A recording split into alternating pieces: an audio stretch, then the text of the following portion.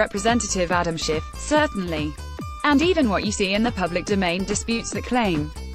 If you look at what we know from the work of Bob Mueller in the Papadopoulos plea, the Russians, through intermediaries, and, yes, it may sound like a spy novel because there is someone called the Professor involved, but they approached the Trump campaign in the early stages, in April of 2016, and said that they had stolen Clinton or DNC emails. And they previewed the dissemination of those emails.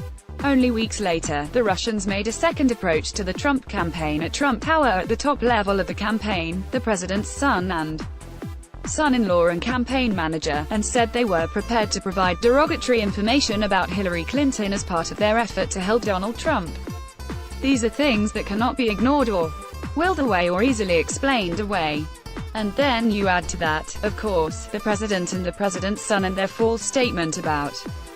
There's no disregarding the actions of Mike Flynn, who secretly had conversations with the Russian ambassador to collude and conspire to undermine the bipartisan policy of the United States.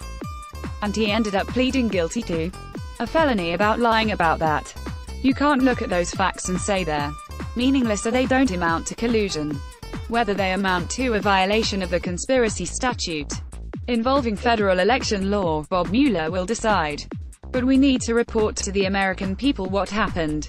The reason we use the word collusion is unpatriotic and immoral. Whether it rises to the level of a crime is a different issue. But, nonetheless, to say that we found no evidence of this is simply at odds with the truth.